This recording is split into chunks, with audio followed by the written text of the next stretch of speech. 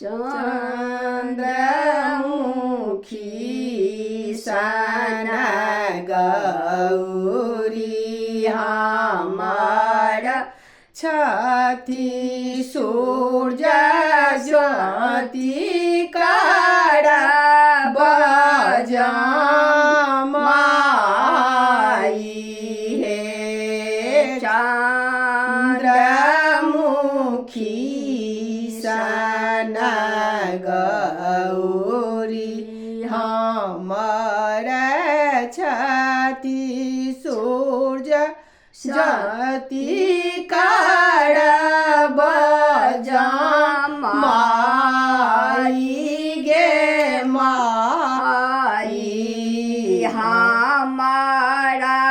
मनोरथ दैवो ने बुझल आनी देला तपसी भिखारी गे माई आनी देला तपसी भिखारी गे माई उतराही राजसा जोगी एक आएला बैसी गेला री के दुआरी गे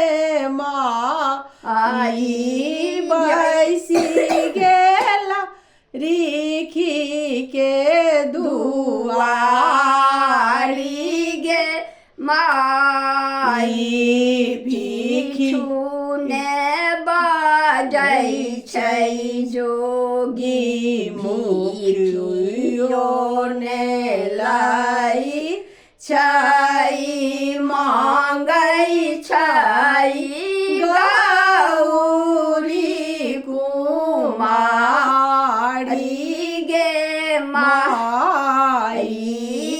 मांगै छै गौरी कुमारी गे माई एत बाबा चन जब सुनला मनाई बैसी गेलै देहरी झामाई गे माई बैसी गेल देहरी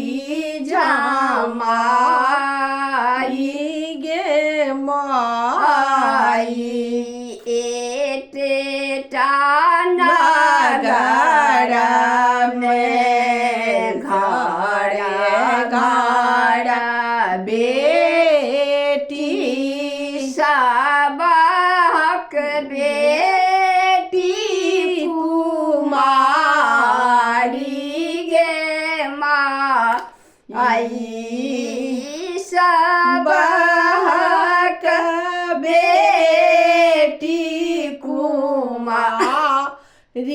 गे माई काठी लाए आए गौरी जाप तप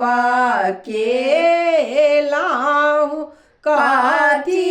लाए पूजा लऊ तू सारी गे माई धर्म लाए आहे आमा जाप तप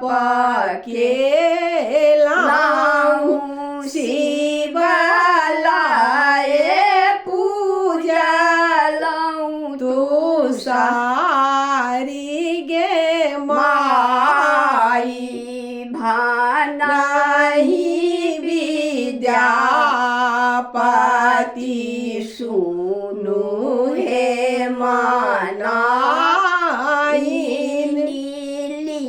खा